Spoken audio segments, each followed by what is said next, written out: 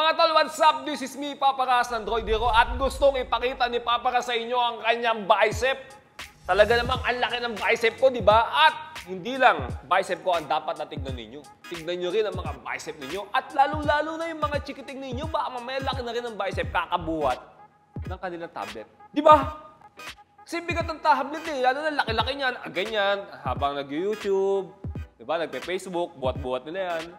Bigat niyan. So, pinadalan tayo ng Away Philippines. Ito, nasa harapan natin ngayon, mga tol. X12 tablet holder. So, pag nabasa natin yung tablet holder, kailangan pa ba natin ipaliwanag kung para saan to? Siyempre, di ba? Ano yung yan? Tablet holder. Ganyan yung tsura ng box sa harapan. Nakikita natin, no? Tignan nyo naman. Hawak-hawak yung tablet. At sa likod, mababasa natin yung mga product features niya.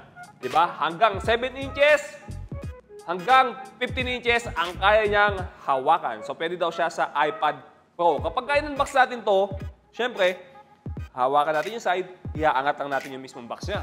Diba? At sa loob ng kahon, makikita natin na meron kasamang user manual na palagi natin tinatapon. Diba? Hindi naman talaga natin sinisinop yan. At yung mismong item natin, yung Away X12. Tingnan mo yung tsura, tol. Ha? Tingnan yung tsura. Oh, yung tsura. Oh. Mukha siyang spaceship.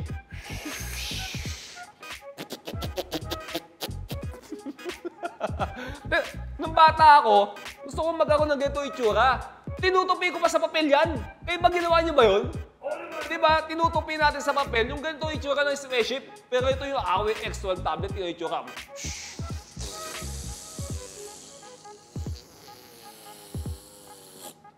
Oh. Tama na yung kalokohan na yan. Diba?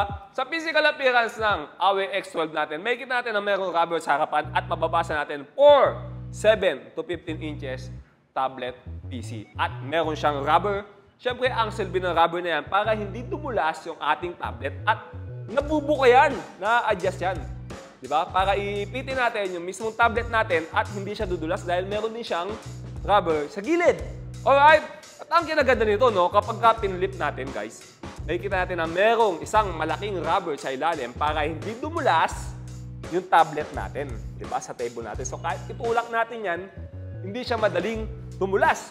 So, sigurado si Papa Ras na gustong-gusto niyong bumili nito. Paano ba makabili nito dito sa Droid Hero? Di ba? I-type nyo lang sa messenger namin, si Kiko. Q-I-C-K-O. At si Kiko ang mag-a-assist sa inyo. Ang Droid Hero ay nag-a-accept ng cash on delivery sa buong Metro Manila, kasama dyan ang Antipolo, Laguna, Batangas, Cavite. Yan. Pero kung hindi kayo taga dyan, guys, pwede pa rin kayo umorder sa amin through shipping. Yan. Bali, magbabayad lang kayo, nag-a-accept kami ng payment sa bangko, di ba? Money transfer. Yan. Malalaman nyo lahat yan kay Kiko. So, ano pang inintay nyo, no? Meron na kayong tablet holder, meron pa kayong spaceship. So, maglalaro muna si Papa Ras.